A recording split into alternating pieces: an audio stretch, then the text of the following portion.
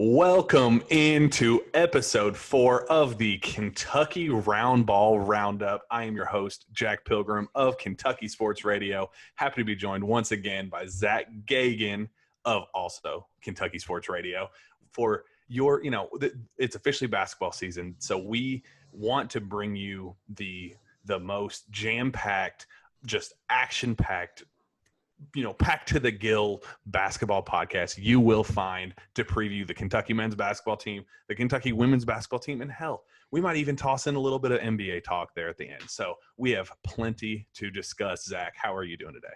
I'm doing fantastic. It's been a good day. Basketball starts tomorrow. We are recording Tuesday. Good times in the air. Yeah, we usually Christmas tidings. We usually record Fridays, but this is the day before. It's like Christmas Eve. For us, how much we love basketball season. This is the day before Christmas for us. This is like Thanksgiving Eve. Yeah, but also it's like Christmas and Thanksgiving combined for the two of us.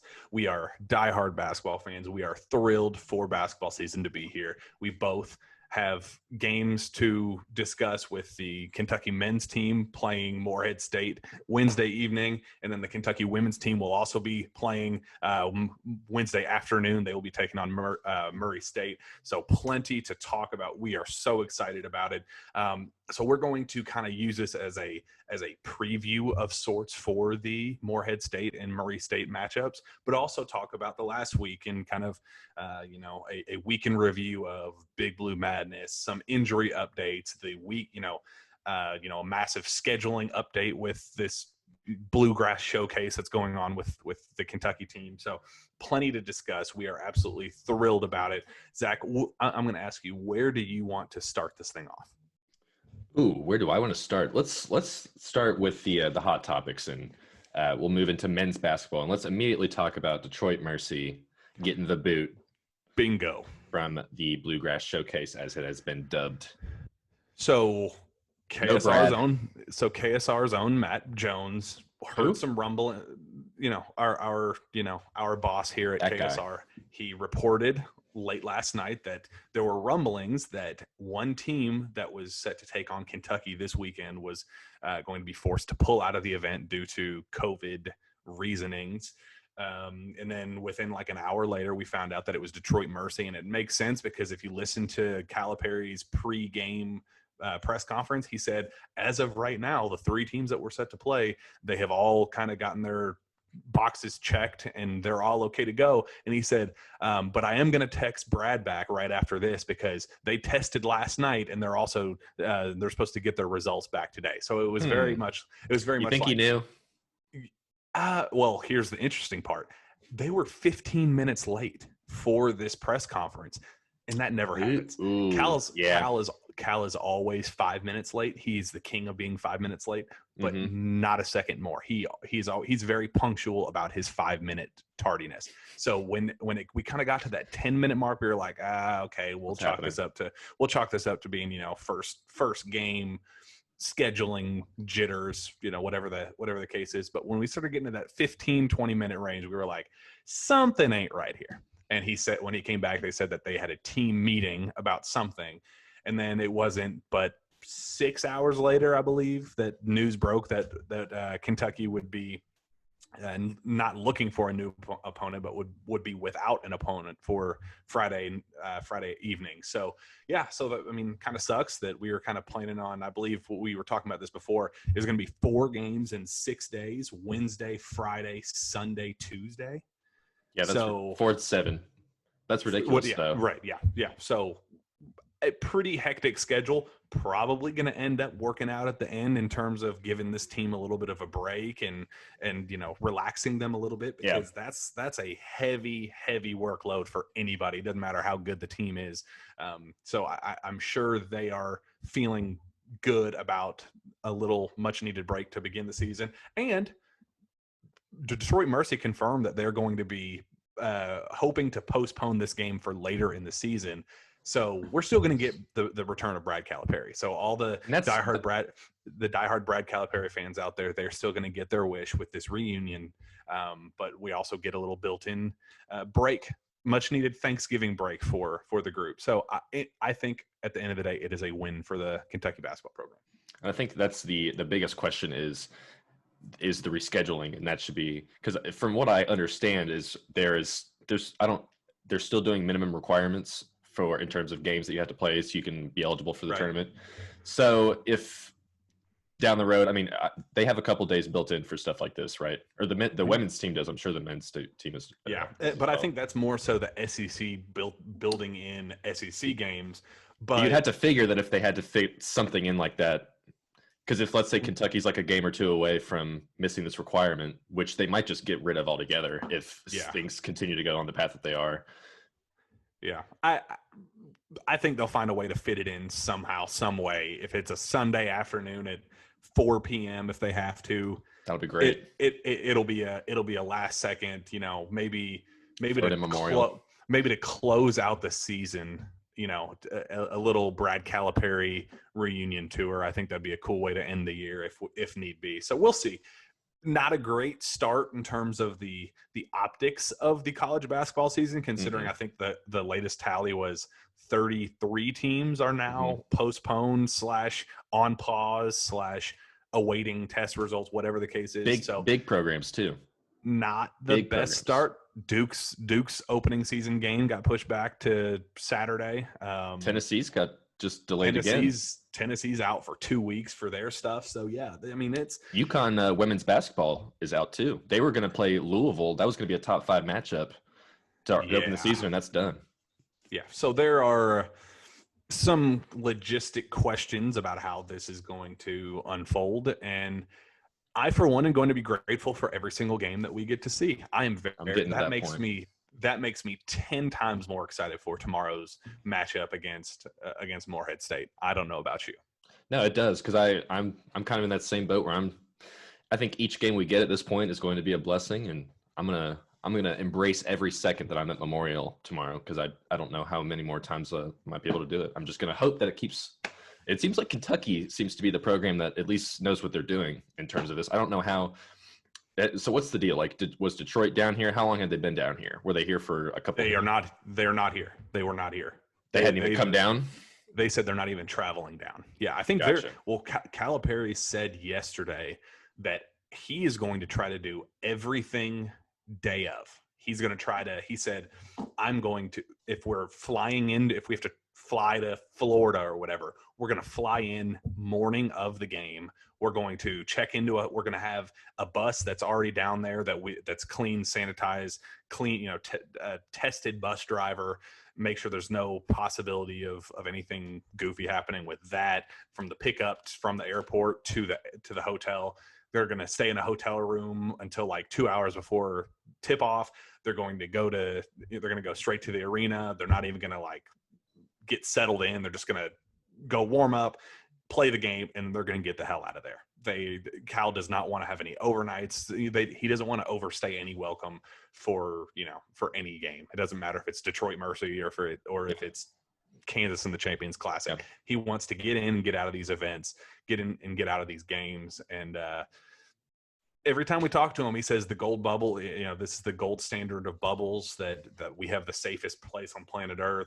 There's no way that you can catch, COVID with the way our setup is right now. It's a closed bubble. Nobody can get in. The only time it's going to open up is when these games start. So Cal seemed very confident in his own team and how he's handling it. But it's a 50-50 equation. Cal can do anything that he wants and everything can work out just fine on Kentucky's end. But as we saw, it's the other team is the one that you really have to worry about in this case. And we already saw that it only took one. And well, you have to wonder one less game. How are these other programs why are they not monitoring? Am I crazy to think that they should be monitoring these kids a little bit more to make sure that they aren't going out and potentially? Well, did you see the Tennessee program?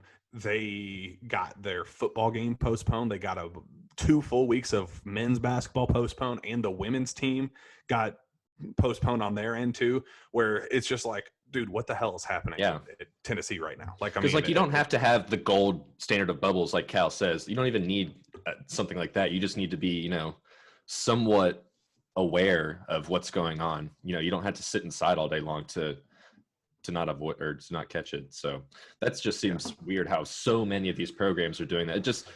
It's got to fall on somebody. Kids are the people watching over them. But I guess Kentucky makes a little bit more sense because, of just how hawked they are from the start. It probably is kind of difficult just to go out and party into the public. I would imagine they're not doing any of that. Yeah. So I'm very intrigued to see how this unfolds. Like I said, I'm going to be very grateful for tomorrow's game. It's going to be a lot of fun. Things are going to look way different. I got credentialed. Very, very grateful to get credentialed to this game.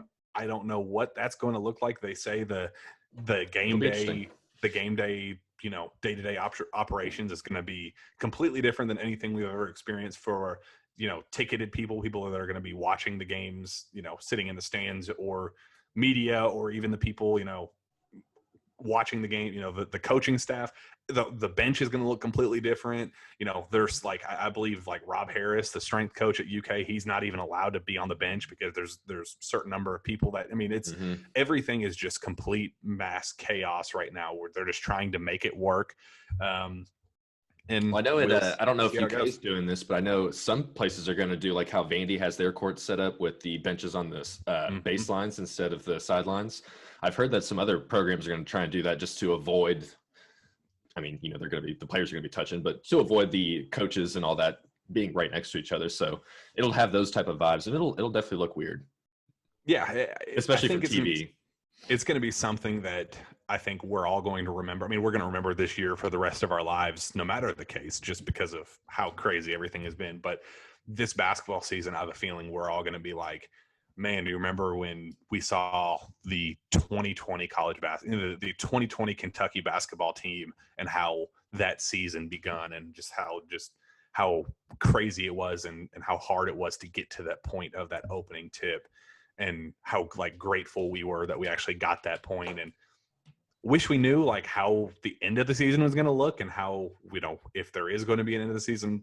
There's just so many questions that we all still have right now that I think it's just going to be take it one day at a time, one game at a time. Like Calipari says, he said, we don't know what tomorrow holds. We don't know, I can only control what I can control. But at that point, at some point, how, things are going to unfold the way they are, and we'll just have to hope for the best, and we'll see how it goes. But, let's kind of transition a little bit to the actual games themselves and what we're kind of hoping for, because Calipari had a quote yesterday that kind of had everybody scratching their head a little bit. So the entire summer, that's made me scratch my head too. I think it was definitely let me get ahead of this. So Calipari spent the entire summer, literally the time his team first got on campus for their workouts early in the summer, I believe it was June 25th, something like that. From the time they first got on campus all the way through till August, when preseason stuff started into September, he said, this is a team we have to play. This could be one of my best teams of all time. They are incredible. They're incredible. They're incredible. They're incredible.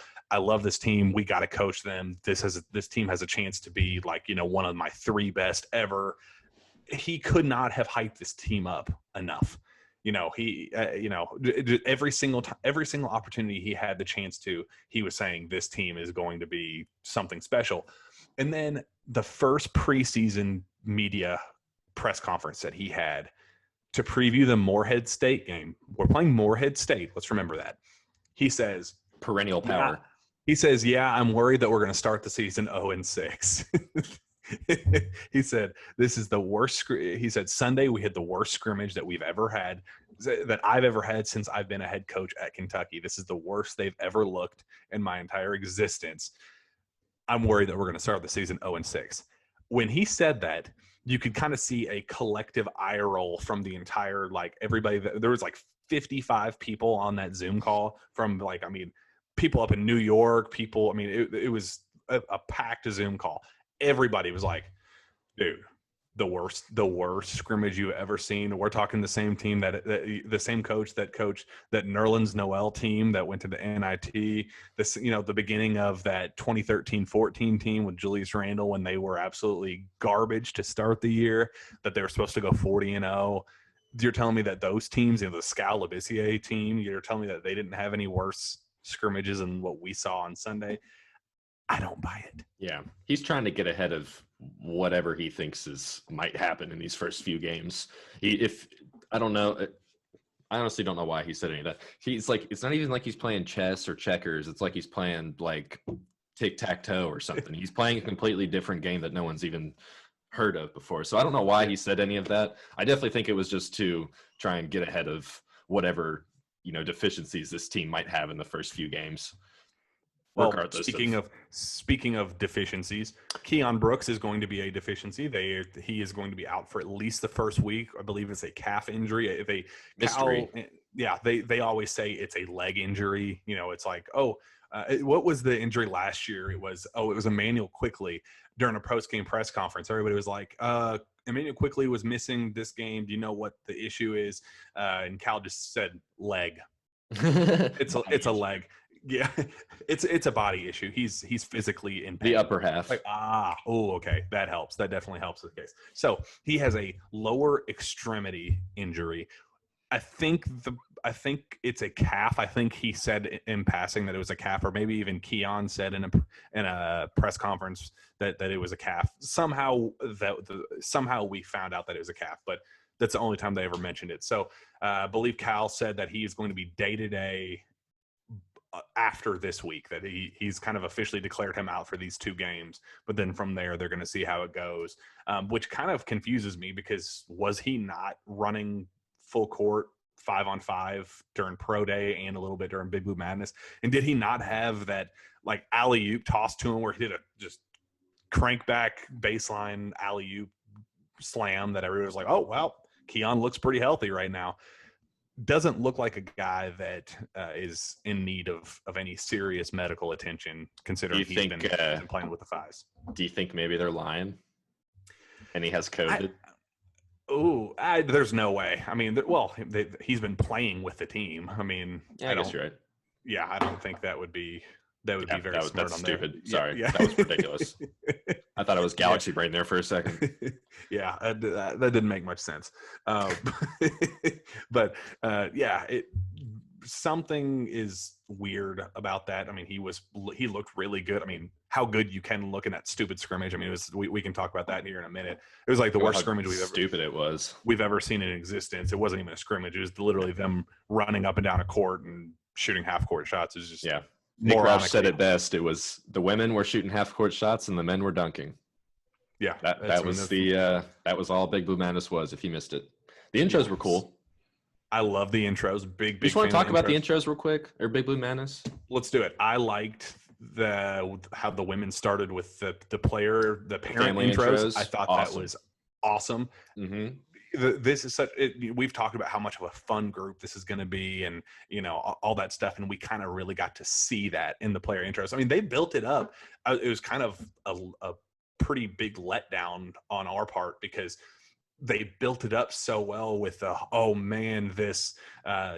player intros were so awesome. They got the dancing out of the way. That part was cool. They got the 3-point contest down. That was awesome. Yeah, those were fun.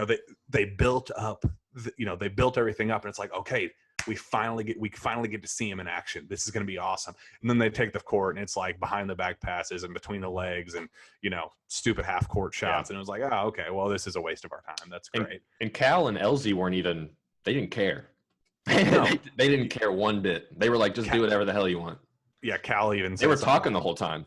Yeah, Cal was like, he's like, I just don't want you. Just don't get hurt. Like, all I care about is just don't get hurt. And that's probably why they didn't take it all seriously. Because, absolutely. And I think Cal even said today, I believe, today he talked to them today, and we can also talk about the blatant lie that UK had about the pre-recording thing. Yeah. Which I have a very funny story to tell you about that, which you will very much enjoy. Okay. So Cal said today in the luncheon, the preseason luncheon, where Cal talked to I don't even remember what the luncheon is for. It's for some group for old people.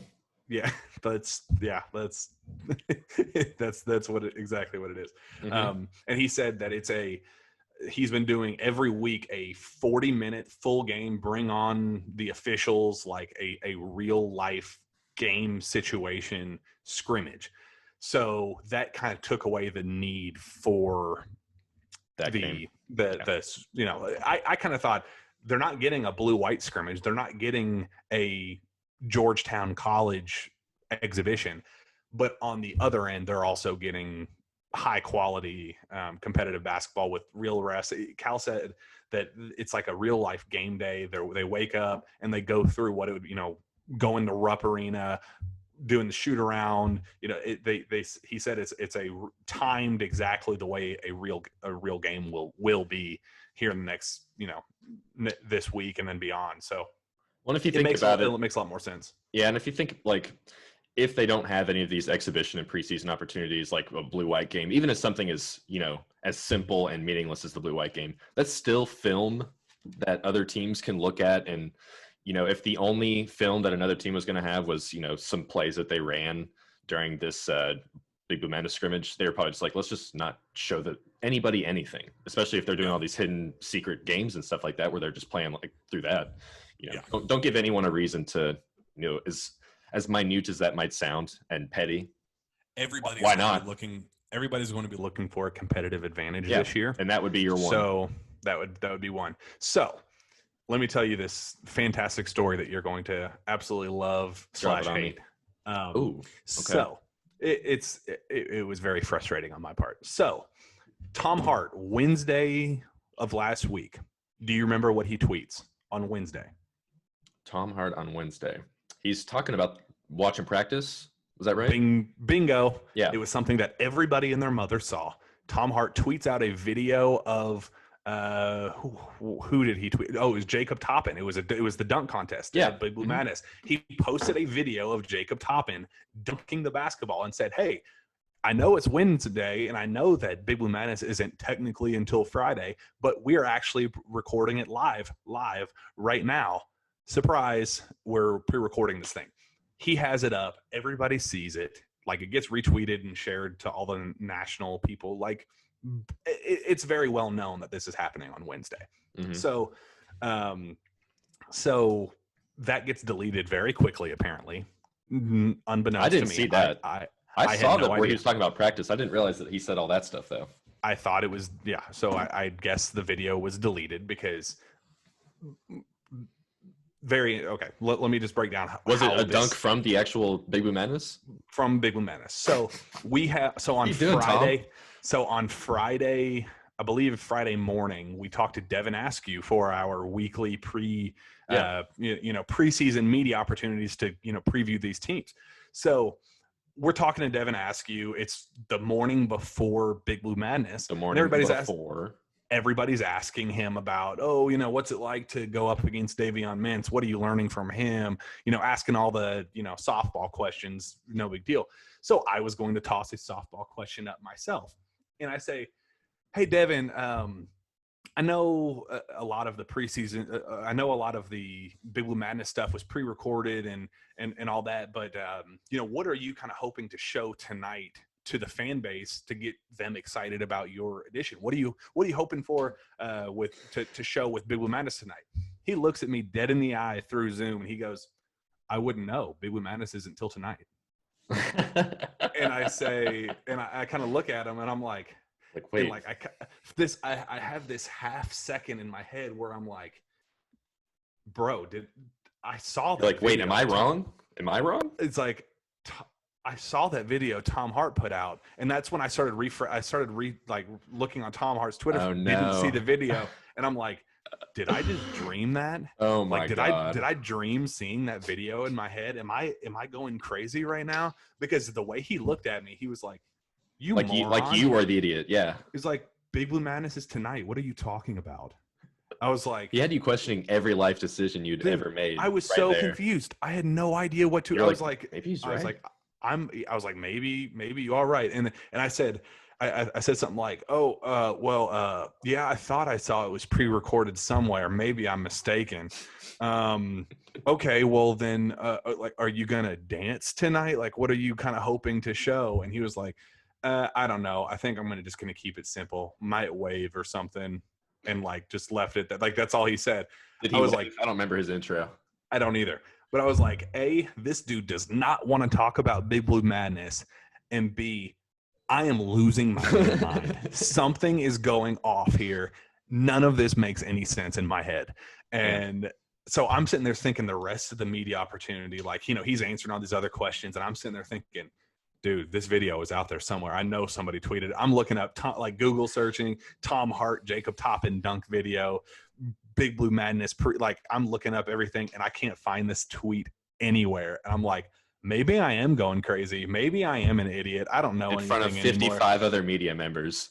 Oh, and it's shared onto the Kentucky men's basketball Twitter account, which has like 800,000 people. So 800,000 people think I'm the biggest moron on planet Earth because for a little bit, because you were accurate. But ultimately, what was funny is at the end of the Zoom recording, Eric Lindsay, who is the UK SID media relations guy, he goes, "Hey, sorry guys, we kind of put Devin in a crappy spot right now. We didn't let you guys know in advance that this was supposed to be kind of hush hush. That's why Tom Hart deleted his tweet about it. It was something that was supposed to be a little bit quiet. We want to keep the suspense up on our end. It was something that I think the SEC network specifically asked for it to be a hush hush thing because they wanted to give the feel that it is happening live to kind of give the fans that are missing out on the live experience. They wanted to get that live experience from home in the comfort of their own home on their couches. So I understand the gesture, but holy hell, it was failed just miserably on so many different accounts with Tom Hart tweeting it out, my stupid ass looking in front of 800,000 people. And I checked, I was like, I bet they edit that out. I bet they edit that out on the tweet. Nope. No, they left it in. So if you go back and look, I look like the biggest idiot asking a dude. But see, now you look smart. Yeah. See, no one's watched it now, so you still, I'm sorry, buddy.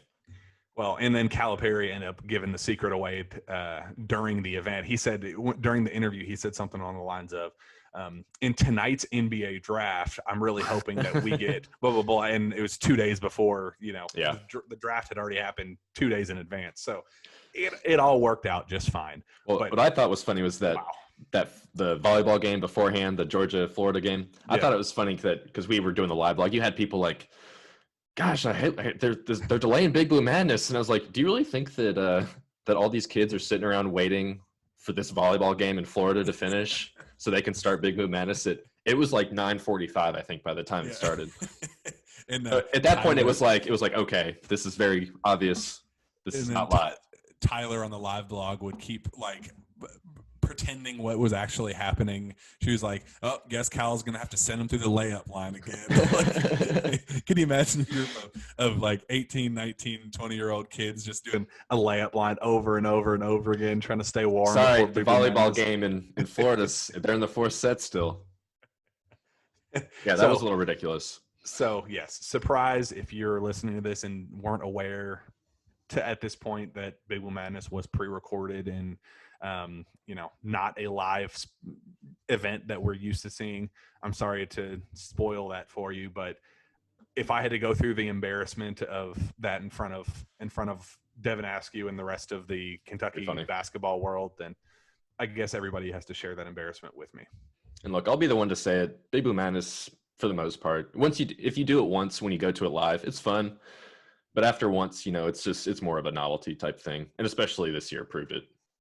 It's for recruits. Last year, it's to look cool. Cade Cunningham and Paolo Banchero were both there in person. They both silently committed, or they were telling people that they were committing to Kentucky on their visit because it went so well and because they had such a good time, and they did fall in love with Calipari's speech. And it's for people like those guys. Where part of the allure is it being live. That's part of the allure. You want to experience that with Calipari's big speech and all that. It usually it's as popular as it is for a reason, and that's because it helps reel in the 5-star recruits that we see take the floor every single year. It didn't get those two individual recruits, but I think Terrence Clark was there. I think Lance Ware was also there. I think there might have been a couple other high-profile kids that aren't committed but may still commit. I can't remember the exact guest list, but it was a very prominent list that I know for certain Lance Ware and Terrence Clark were both there. So it worked for something. If you have to, and if you think if there were fans there, they would have tried much harder. Yeah. Like it may not have been an actual scrimmage, but if this was a regular year and even if they just, broadcasted it and just did like 15% capacity even for that, it would have been more exciting and more thrilling. So it was just a circumstance thing, whatever. It's Big Boot Madness. The season starts tomorrow, so that's really when we'll get to learn. So, well, actually, let's kind of talk about Keon for just one more second before we switch over. What do you think this is going to do for these first 2 games? Anything? Or do you think it's this is more of a let the other guys, let's try and get Dante Allen some run. Let's just hold Keon out for right now. I think it's going to solidify Isaiah Jackson's starting spot in the starting lineup for good. Mm-hmm. Sorry, so we're going with Clark, Boston, Sarr, Jackson, Askew still. Yeah. Well, that's what Olivier Sarr said Monday afternoon, that the starting lineup right now is Devin Askew, BJ Boston, Terrence Clark, Isaiah Jackson, and Olivier Sarr. So if things go very, very well and Isaiah Jackson looks the part of what everybody's hyping him up to be, and they're like the chemistry is there and they're meshing well, I personally don't know why you would pull him out in favor of Keon. I mean, Keon had a fantastic role last year off the bench where he was, that 6-man, that strong 6-man. And I get it. If you're Calipari, he very well may change up the lineup and get Brooks back in there, even if Isaiah Jackson looks like freaking Karl Malone out there. I don't know. I mean, he could look as good as he wants, and Cal might still readjust the lineup in favor of Keon just because he is the lone returnee. Kind of he fought through a lot this year. He's what, the 5th best player if we're being realistic. He needs to be if Kentucky wants to be as good as they should be. 4th. And Keon having to be the 5th best player, we all love Keon as a sophomore guy, but I don't think it's going to be. And like you were saying, Jackson, this is kind of going to be his tryout essentially. Like if he can dominate these first 2 games, there's probably no reason that he'll lose that starting role. But if he does iffy, that's gonna change the dynamic of things a lot. Just because it seems like we're depending a little bit on Isaiah Jackson here to kind of really blossom and become this unheard of recruit that kind of pops up and takes the Shea route if you want to. And I will say, Jonathan Gavoni of ESPN put out his first 2021 mock draft, and guess who's in the first round? Isaiah Jackson. So he's a dude that, I mean, and this is off like no information videos. It's very interesting. It's all word of mouth. That's buzz. That's what he has heard in practice. It's what him talking to the scouts that were at UK Pro Day. That's, I mean, there's a lot of stuff that went into that mock draft. And if he's telling you that Isaiah Jackson is getting first round buzz right now before he's even played a game, that's impressive. I think you should probably believe him to an extent. I mean, I do. I think you're absolutely correct. They wouldn't just be blowing that smoke like that, I don't think. Yeah, I wholeheartedly agree. Well, okay. Well, before we move on out of the men's basketball talk, give me what is the one thing? Give me a score prediction for tomorrow night for Kentucky versus Morehead State, and give me the one thing that you need to see out of Kentucky to be satisfied with their performance. Well, so before I answer you, let me just double check something here. So Brandon Ramsey, one of our fellow KSR writers, talked about the leading scorer and rebounder for Morehead State tore his ACL in practice today. Did you see that? Oh, wow. Tyjon Claude.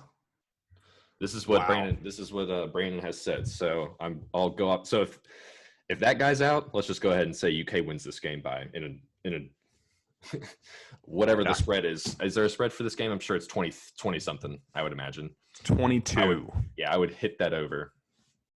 So that's I would just anticipate that they blow this team out of the water, especially if their best player actually did tear his ACL today. So that would be terrible, terrible news for them, and especially for these next few games going forward. That's horrendous timing.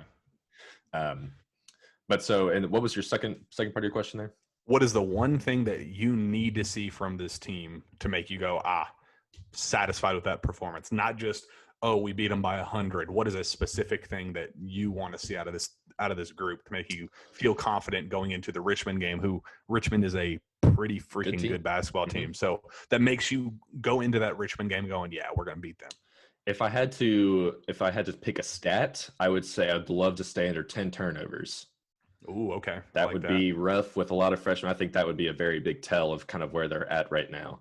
And then I would just like to see how in control Terrence and BJ are compared to each other, because I feel like we all know that BJ is probably going to be the more calm, collective scorer, and Terrence will be the bomber of sorts, if you want, the Malik Monk type. So I'm very just interested to see how they kind of make their little college debuts, because they're going to be given the keys very early.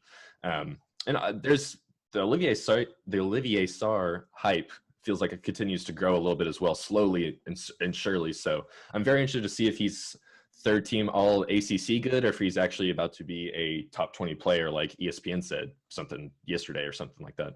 Yeah. So those are my things that I'm kind of looking for. Is really, I would just love to see them keep turnovers down and just play decent, sound basketball. That's really all I'm looking for. Yeah, I would say I'm pretty excited to see.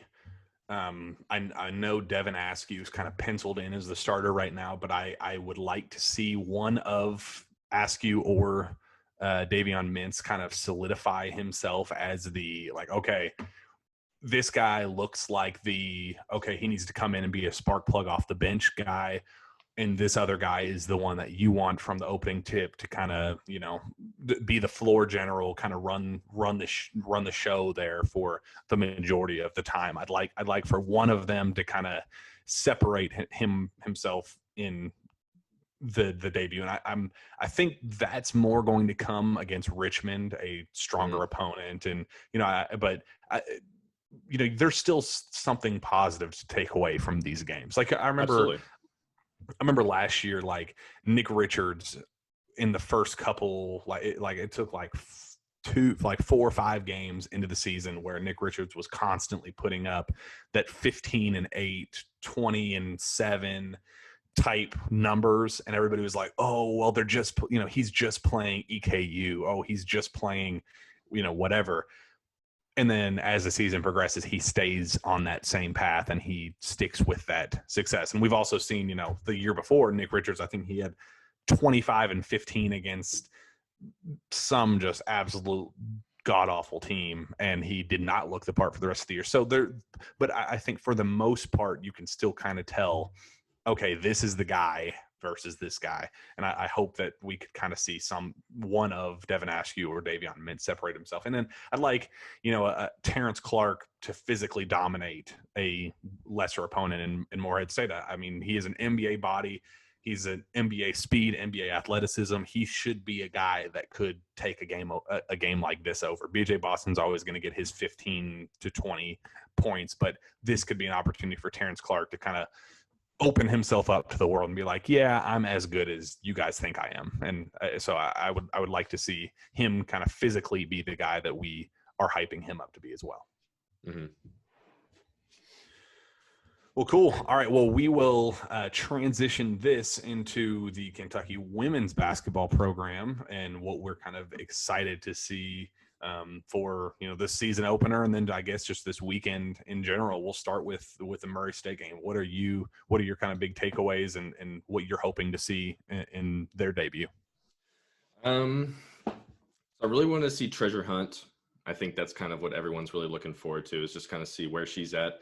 Coach Kyra Elsie didn't exactly give her a massive vote of confidence. She kind of said that most of the other freshmen are all kind of, working their way along, but that Treasure was kind of specifically having some issues adapting to the strength of the college game. So these early games against these lesser teams like Murray State, those will be just great starters to get her out on the floor and see what she can do. So Really interested to see her. Obviously, Ryan, I really won't talk about Ryan that much because, she's probably going to go out there and score 25 points or more. But the player I've been talking about a lot that I really want to see is Drayana Edwards, the Pac-12 freshman of the year when she was at Utah.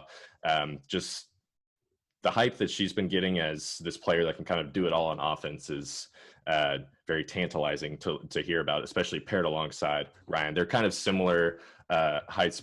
Dre's a little bit bigger and will play in the post a little bit more, but she can pass, shoot. So those two will be a very cool little matchup to try and play maybe pick and rolls together. That'll be interesting to see if Coach Elsie decides to do that. Then obviously they have Olivia Owens down in the post, the 6'4" center. So Kyra said she wants to play inside out more. They really haven't done that in the 2 years I've been covering them. So it'll actually be interesting to see them maybe go to a post play on like back-to-back possessions and try and work it that way. I think that's those are really the couple players I'm very interested to see. Nia Leverett, the freshman, is also another player to keep an eye on. But there's going to be a lot of minutes spread around these first few games. So you're going to see a lot of names that you probably haven't heard too much about, like Aaron Toller, the freshman, will probably get a little bit. I would be surprised if Cameron Roach, who's been with the team for 2 years, but has had a lot of little minor injuries. I think she's been with the team 3 years, but has missed the last 2 years. So just those type of players getting a little bit of run will be interesting to see how they respond just to actually getting a little bit of playing time after not doing so for a long time.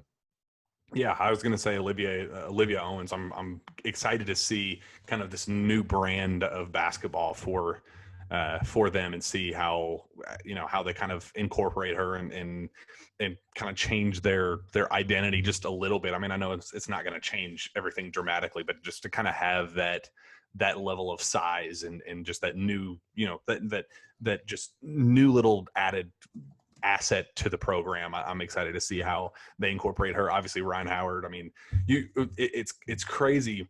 I was watching the game with my wife, I was watching Big Blue Madness with my wife, and she very much enjoys men's basketball. She watches the NBA, college basketball, but women's basketball hasn't been one of her top interests. And we're watching that event, and I was like, Ryan Howard, if you want to fall in love with this sport, look at her first. And so I'm kind of excited to watch it with my wife and kind of be like, hey, this is what like women's college basketball is like. This is if you want to fall in love with it, look at her first and foremost. So I'm really excited about the kind of return of her. Can she be that 27, I know she was the 22-ish point per game scorer last year. Can she be that 25, 26, 27 level point per game scorer where she does kind of solidify herself into the National Player of the Year race and kind of establish herself as one of, if not the best college basketball player in America. I think she could get off to a really hot start, tomorrow night. And then, I was really impressed with their 3-point shooting on during Big Blue Madness. I thought there were so many different dynamic pieces that could come in and be a spark plug off the bench, even outside of just the starting lineup. So those are kind of the 3 biggest things that I'm looking at and think that, okay, that if those 3 pieces or, assets can get off to a hot start against Murray State, it kind of gives me a good little, feel good thoughts about the season going into it. And I have concerns that Ryan might not, well, not necessarily a concern, but it might not be too much a surprise if Ryan doesn't score 23 points a game like she did last season, because I don't think she'll necessarily have to. Yeah. So her numbers might just dip around in general that area, but I would anticipate her shooting percentages take a bit of a little uptick. They were good last year, but they weren't spectacular. I think she shot like 45 from the field, 38 or 39 from 3, which is still really good for her volume. But if she can get up to 50% from the field, over 40 from 3, and she's scoring 22 points a game, I'd be 100% okay with that. So I think that's kind of what we're going to be looking for, is maybe Ryan tagging down her, because if she needs to score 30 or 40, like if the team needs her to do that, she absolutely will. She has no problem with trying to take over a game by herself. She will do that if called upon. So there will be games where I can see her scoring 40 points, and I can see her going under 20 for multiple games in a row, and UK still winning. So it'll be interesting to see how they distribute all those just extra minutes and scoring opportunities, because they have multiple scores that they just haven't had in previous years. So That alone will be good. Yeah, I really am excited to see there's so many interesting dynamic pieces on this roster, like a big puzzle piece, a bunch of different puzzle pieces to see how which one fits better, with given the circumstance, given the talent level, the opposition, whatever it's an exciting first year, for this new administration. So it is going to be an exciting first look at them tomorrow night for sure. Well, afternoon, I guess. Yeah. What's cool about both the men's and the women's teams is it seems like right now they kind of can both go 10, 11 deep with this weird versatility in the lineup. So aside from normal years where, we've got a post player, we've got a point guard, we've got players on both men's and women's team that can play. There's probably 5 or 6 players that can play 3 or 4 positions. So that's like some versatility that you can just toy with so many different lineups and everything. It'll be cool to see how, Cal, who's been doing this for 10 years, how he's going to do that. And then Elsie in her first year, how she's going to differ from Mitchell. So just a lot of cool little things to look at and just in general that we haven't really had before. And one thing I want to kind of just say real quick about you talking about, getting into this team this year, or with you and, your wife and all that.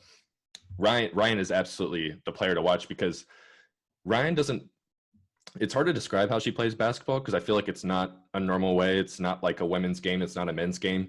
It's very slow motion, chill, relaxed. She doesn't get sped up. She literally works at her own pace. She plays her own style of basketball. So, and she will just as easily pull up from 30 feet as she can get to, make an acrobatic layup with her left hand. So it's going to be fun. I'm very excited. I very much agree with you. Well, is there anything else on that topic that you would like to address? Robin Benton got. Oh, there we go. Granted, she got her transfer waiver, so that'll be cool. She was one of the premier steal per games leaders in the SEC last year, because she was really good. She shot on the high volume. I think she only shot like 31%. But in terms of make, she was one of the best in the SEC last year. So having her will be cool. I do have not necessarily some news that I'm going to share, but I wouldn't get too excited about the potential of Jasmine Massengill playing.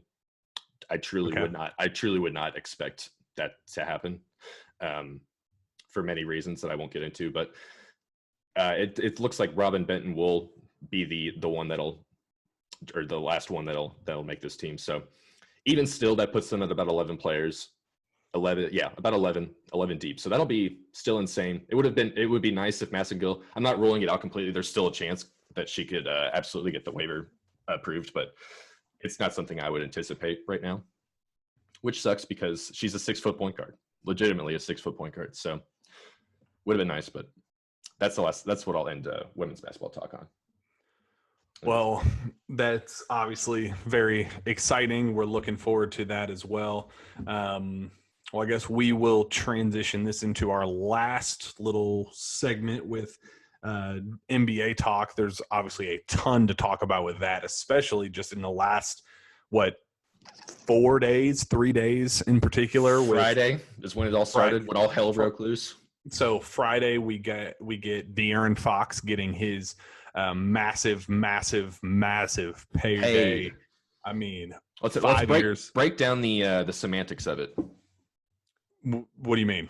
So it's the 5-year, $163 million, but he can go, what was it? 193.5, 195.6, I believe. 195.6. And all he has to do is make one all NBA team. I think he just has to make the third team once. And by the time his contract's over, right?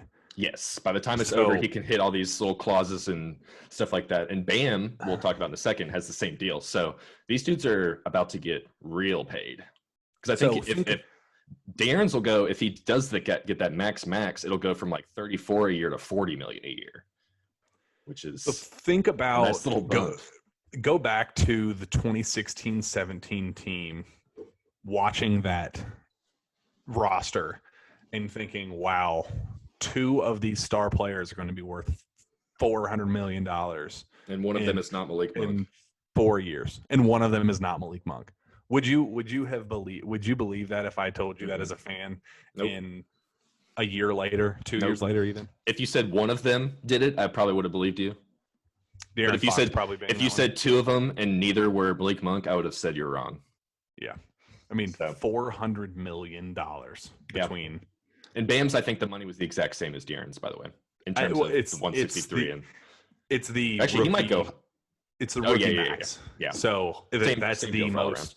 Yeah, they can only make 163 over 5 years, and then it's the All NBA bump with 195.6 or whatever it is. So, and he also gets it if he wins MVP or DPOY, but that might be a little lofty. But he can also hit those contract clauses if he does that. Yeah. So I mean, Bam was. So he was second team all defense this year. That doesn't count, but you get what I'm saying. He can get there. Bam will get there. He'll make an All NBA team. Absolutely. Yeah. So very, very well done to them. That's just absolutely thrilling on that front.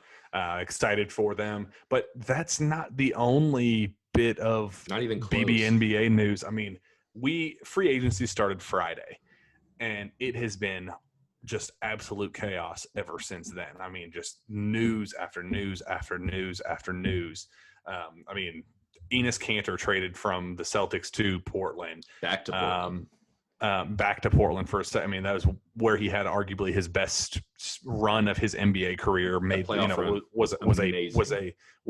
was a legitimate, difference maker in the playoffs for Portland back in 2018. It was 2 years ago. Two seasons. So he's back to his home, as he tweeted out afterward. Wenyen Gabriel just signs with the New Orleans Pelicans. He'll join. That's cool. Eric Bledsoe, who was traded in a massive 4-team deal to New Orleans, so he will be teaming up there. As part of that deal, Darius Miller is heading to OKC, where he will team up with Hamidou Diallo and Shai Gilgeous-Alexander.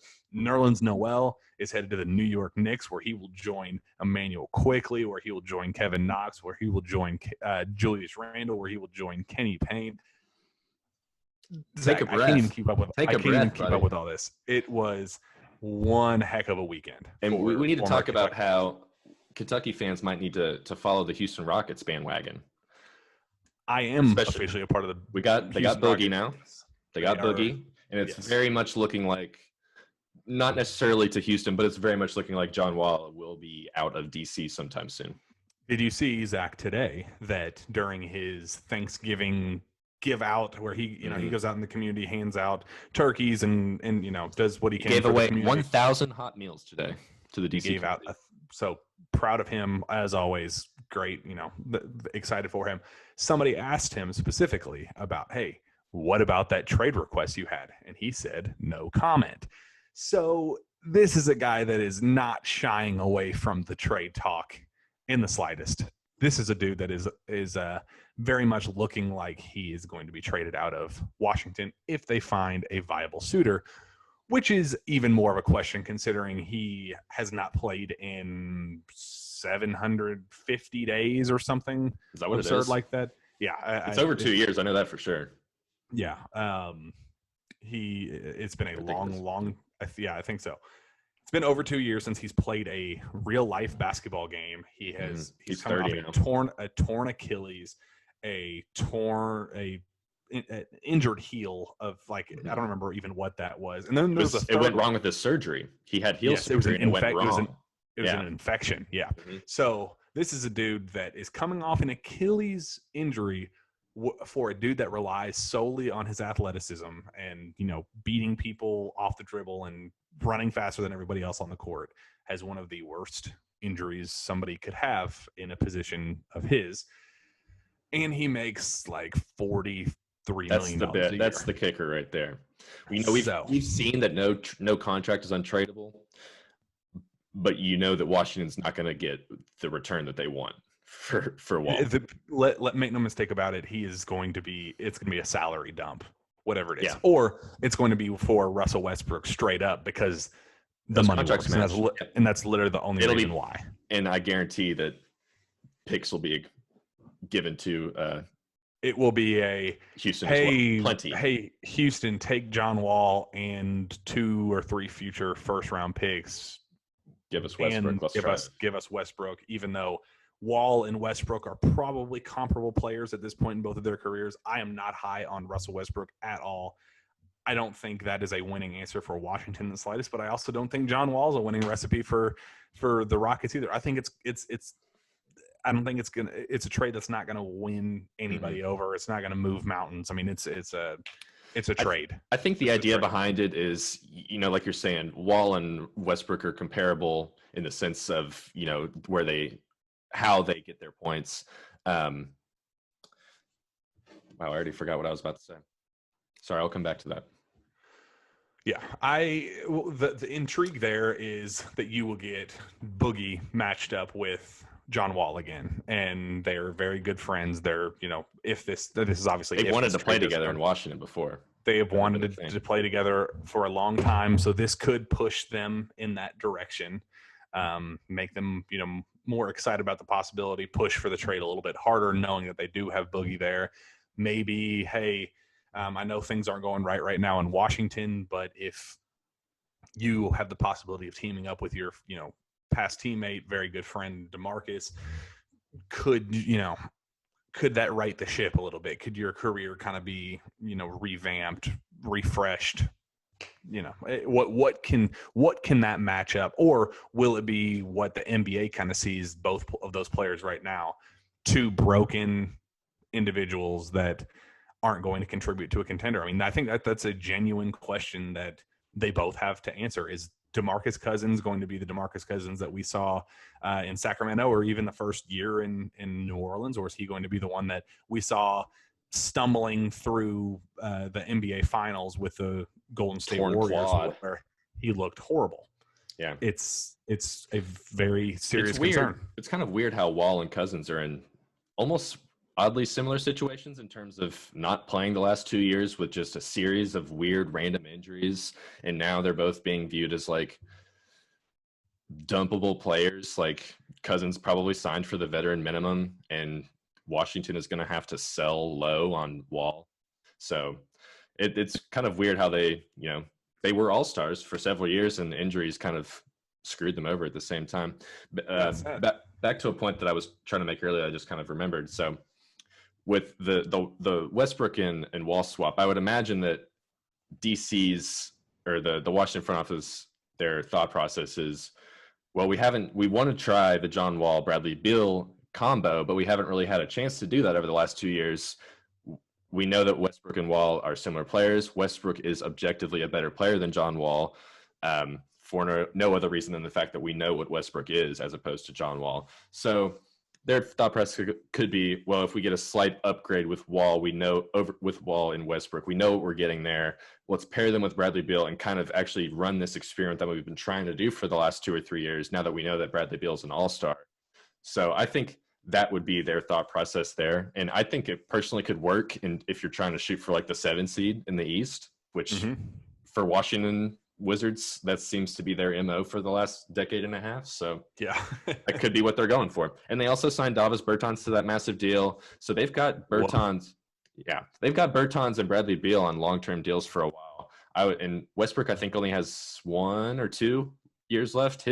I think Wall has 3 years, Westbrook has 2. So it would help in that area too, that you don't have an extra $44 million on the hook for a 33-year-old John Wall, which would be just horrendous at that point. I mean, these Supermax deals, hit or miss, man. Truly you either hit a home run or it ruins your franchise for the next 10 years. I mean, there's literally no. Let's look at the guys that all got max contracts this year. So Darren was the first, then Bam got one. Well, Bam got his like today, but Donovan Mitchell, Jason Tatum, and Pascal Siakam. Are all 5 of those guys on the same scale? Absolutely not. Jason Tatum is clearly the top guy there. Then you've got Darren Fox. Pascal Siakam, is he truly a max guy? Like, is he a guy you really want to dump all that money in for? I think you could probably kind of argue the same thing with Donovan Mitchell. I think even honestly, if I wanted to be honest, you could probably argue that Darren Fox might not be worth that much money, just in terms of how, or where they could see him taking that team. A guy like Bam or Jason Tatum is a clear franchise changer. But I think the Darren Fox deal will end up being worth it. But then you've got, a Nick Batum deal, or maybe this potential Gordon Hayward deal, which is looking like Nick Batum 2.0. Shout out to your boy. Man. Hey, it was a rough weekend on that front. Not to switch gears enough, but that was a very rough Saturday afternoon when I learned that my man Gordo. Hey, props to him though. $120 million over 4 years. Horrible deal. That is something that Michael Jordan is going to be punching himself in the head for over, these next couple years, because they will not contend. That is, and I feel horrible because Nick Richards, my man, is there. PJ Washington's there. Malik Monk is there. Khalil Whitney, who will never play a minute in the NBA, I would argue. Maybe. I mean, I hope so. I mean, that'd be great. But so people are kind of lumping him in with the Charlotte Hornets. It's not as clear cut as some people are making out to be. He's still going to have to do a lot to even make that active roster. But in a group of former Kentucky players, a lot of likable Kentucky players, and PJ Washington, Nick Richards, and Malik Monk especially, they're not going to be winning much. Let's just put that out there. And I think they're a team that they're probably going to try and just gun for one of those low East seeds too, because I think the top 5 or 6 in the East are probably solidified. And then after that, you get into just a cluster of nonsense. And it could just be the case of who wins 42 games or 40 games gets the 8th seed, as it can be in the East. So when you're Charlotte, relevance is, I mean, what are the odds that Charlotte's ever going to win an NBA title? Like, let's just be realistic about it. I mean, they're going to – this team is capable of winning, making the playoffs as the 8th seed, like you said. I mean, they're going to win technically enough more than they paid for. They maxed themselves out, reached the salary cap for an 8th seed. That's something that Terry Rozier, Gordon Hayward. Let's go all in on that 8th seed. And if that's what they're looking for, just to put butts in seats when that day comes, for the playoffs and, make some extra money, whatever. Good for them. But that is, I meant in terms of winning. That is a team that will never contend while they are in this current spot. I'd argue while Michael Jordan is the president of the team, or as long as he has the role that he has right now, they are not going to be winning anything. There are franchises that are just going to forever be plagued by bad ownership. Some of those teams include my Cleveland Cavaliers. We just got lucky by having the greatest basketball player of all time drafted and growing up 2 minutes away from the arena. But then the Knicks, Hornets, it doesn't matter where or how. Even the Wizards, you could almost say. It's just those teams, they just don't. Bad ownership can never. Sacramento Kings being another. Yeah, bad ownership can never counteract good front office work, it seems, in over history. But speaking of the Knicks, actually, they might be a potentially new. We kind of prefaced it earlier. It could be a new Kentucky team we need to keep our eyes on there. With all those connections. I mean, we have Emmanuel. Even if they're not good. So I talked to somebody. Very connected with the NBA scene, more on the G League side, that is very, very well aware of NBA draft standings and talking to these scouts and knowing who is going where. And when Emmanuel Quickley had not yet declared for the draft, but he was flirting with it. It was around the time where everybody was like, "Is he a guy that you really want? That really thinks that he could?" be a first round pick, is he a guy that is going to get drafted? And I talked to this individual during that process, and he kind of told me flat out, he was like, dude, he's going first round. He got a first round promise. He's going to the league. And I was like, no, he didn't. What are you talking about? That's not, he was like, dude, it's like, no, he's already decided he's going pro. Like he's done. I mean, he got a promise. He's not going back to Kentucky. And that was when I was kind of like, oh, that sucks. But and then he ended up like declaring for the draft like a day later, 2 days later. It was very soon afterwards. So and all the Bucks had him in the second. Yeah. So when that news broke, that's when I was like, this dude knows what he's talking about.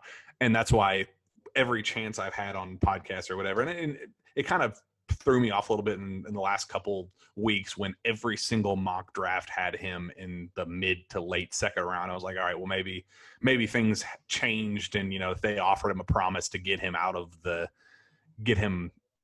Kentucky, and then they're like, all right, well, we'll see how it goes from there. But it's very clear that that I don't know if it was the Knicks that promised him, but that love actually occurred because he was drafted in the first round, and kind of a surprise for everybody, man. But he's going to a crappy franchise as a whole, just in terms of winning and ownership and ownership and all that stuff. But you can ask for a whole lot worse than Kenny Payne as your go-to assistant and teaming up with Kevin Knox and Nerlens Noel and Julius Randle. So I'm very excited for him, and I think he's gonna kill it there. I'm very excited about that. So then, do you think that Kenny Payne gave him the promise? This was before. This was before Kenny Payne even left Kentucky. This was back when he was deciding whether or not he was going to pull his name out. Gotcha. And put his name in the draft or pull out after he was, wondering about going to an agent or whatever. So I don't know if he got a promise from them, but I think I was on some Knicks podcast, and they were, right after Kenny Payne got hired, and they asked specifically, do you think that this is going to affect the draft and, how things work out? And I was like, duh.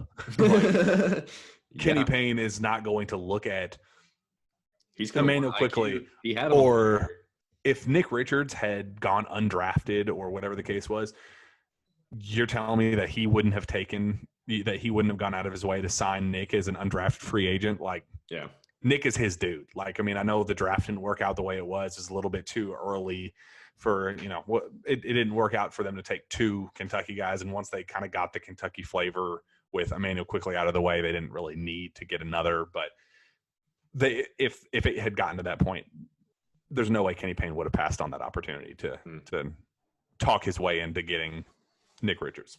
And I think you and I were both shocked to see the Miami Heat not pick Tyrese at number 20. Shocking.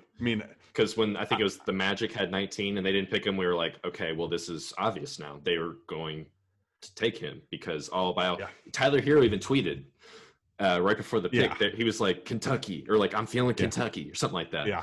And then they ended up taking I don't remember who they picked, but they took Precious Achiuwa. Yeah, the Memphis kid. So I can only imagine that the Sixers right after that they were like, "Are you serious? Like we'll take him immediately." I would bet you that the Sixers did not anticipate Maxey being there, and when they saw that he was there, they snatched him up quick. Well, they said I think Daryl Morey even said they did the typical post-draft press conference with him, and they were like, so what do you think about Tyrese Maxey's fall, and what makes you so confident that he's the pick for you guys? And he was like, you guys are paying way too close attention to his weaknesses and not how good of a basketball player he is. Same thing what they said about Tyler Hero. The worst thing about Maxey has always been that he shot 31% or whatever it was, 29 at UK. It's like, who cares if he shot 29? This guy I would promise you he'll have a 35% three-point shooting season in the NBA. He just has a shot like that. Yeah. He's going to improve his shooting. He's going to end up being okay on that front. And he does everything else. They even said, they were like, we can work with shooting. We hope that he ends up, we want him to improve from shooting, with his shooting, obviously. But he was like, but if you look at I think he even said, if you look at the total package of who he is as a basketball player, defensively, his length, his size, his effort and mindset are really important for him. His ability to finish at the rim, and that's like ability to finish at the rim. He is one of the best finishers that this draft had. And when you go down the list of strengths, it was like boom, boom, boom, boom, boom, boom, boom, boom, boom, and then it was like weakness, 29% of three. Kind of funky shooting form, and 29% from three. That's it. Yeah. You can't tell me another weakness that Tyrese Maxey has. And even the shot looked fine when he did his little clutch pro day. It looked like he'd kind of been working on it for sure. So that's one of those things that, like you said, you can fix shooting. There's like the things that you can't fix are effort, how you approach it, intensity, and he's got all those things that are.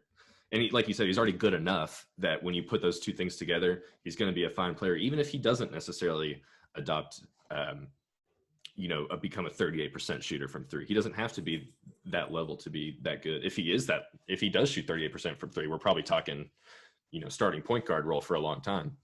Yeah. If he gets to that point. And he's going to be playing for a contender. He's going to, from day one, he's not going to be in the under Ben Simmons, defensive god. Yeah, he's not going to be in the pits of hell of Charlotte or Sacramento or fill in the blank. I mean, he's going to a place where he can have a big role and he can win from day one. So. Mm-hmm. I mean, it's just a massive, massive win on his part, and I think it's a massive win on Philly's part. I mean, I think they're lucky. Yeah, I thought it was a great pick. Yeah, the draft wasn't as unexpected as I thought it would be. Yeah. I was expecting way more trades. It was. I mean, I've been kind of crazy. The last 4 days have still just been littered with nonsense news, so I guess I shouldn't be. Talk too down on it, but I was expecting James Wiseman to get traded or something, but but it's all right. Klay Thompson news kind of screwed things up. I definitely think that played a part into whatever they were gonna. Yeah, that changed from all right, we're not in win now mode. We're in let's do what we can to draft get a guy and let's set up the next generation. Let's set up the next era a little bit. I think that's what they kind of did. Getting Kelly Oubre, big fan of him. Not to dive off into Kansas basketball talk, but yeah, I kind of like what the Warriors did. Successful last several days with the NBA, and we're grateful for it. Yep. Well, all right, let's. Season starts tomorrow, man. Season starts tomorrow. All right, final score prediction for tomorrow. All right, so I'll give you an actual final score. We'll just say 78-52. 2. Ooh, 78-52. They'd be covering the spread. I think we're going to be underwhelming a little bit scoring. They're going to, miss a lot of shots. So I think it's going to be something like, we're going to go a strong 70. It's going to be 70-49, 70-49 final. And I'll pick the women to win by 30 plus against Murray. I agree. All right. Well, this has been a lot of fun, Zach. We got one more thing. What is it? Thanksgiving. Oh, that's right. We got to end this. We'll do a quick little 5 minutes. Also, you need to brag about your PS5. Oh yeah. That's how did she get one? How did that even I've been trying for like 2 full weeks. It has been very, very difficult sounds like you're having a baby. Yeah, it's been very rough, but I finally pulled through. GameStop pulled through for me. I got a big old bundle deal and it's fantastic. And I've been playing it nonstop since then. And I'm just so grateful, in a season of giving thanks. That's what I'm thankful for. All right. Favorite Thanksgiving side? Dressing, by far. Not even close. Dressing. Okay. Dressing is the absolute best. The absolute that's worst. Stuffing, right? It depends on where. Yeah, it's the same stuff. The absolute same worst stuffing is anything with cranberries, garbage. Ooh, yeah. Anything cranberry is absolute trash. What about like the mint? Don't they have like mint jelly sometimes? I can't ever do. Have you ever had that? That mint sounds jelly? Horrible. No. Oh, that was something that I feel like we had at my Thanksgivings growing up was mint jelly. Didn't like it ever. It was disgusting. They put it on turkey. I think it's gross. Yeah. And it's literally what it sounds like, mint jelly. Yeah, I'm good. That would be my least favorite. I think stuffing. I call it stuffing. Stuffing is my favorite. Has to be. Same thing. Depends on where you're from. Even though if you say one thing, the other side thinks you're the biggest idiot in the world for saying it. So like you hillbilly. Yeah. So don't just say, oh yeah, the bready substance. Oh, you're talking about stuffing? Yeah, that one. Oh, you're talking about dressing? Oh yeah, that's what I like. So just play to your audience for whatever your Thanksgiving festivities are for these next couple days. Well, this is a lot of fun, Zach. I appreciate your company, and we will be back for another. When I don't even know when we're gonna. Do you want to do another one Friday after the first run of games, or Sunday after the second game, or how do you want to do this? We'll play it by ear, but I think Friday would probably be our best option, just so we can do a little post-game preview, pre-game preview for Wednesday, Sunday's games. Well, I look forward to that. I look forward to a good little Kentucky basketball victory to get the season off right in both men's and women's team. Before we go, where can fans find your work? They can find me at KentuckySportsRadio.com or on Twitter at Geoghegan, KSR. Geoghegan is Geoghegan, the triple G. Where can they find you, Jack? You can find me on Twitter at Jack Pilgrim KSR. Find my work on the website that we work for, KentuckySportsRadio.com. It's a good one. And we'll be back after this first run of games, and hopefully we have a lot to celebrate. Later, folks.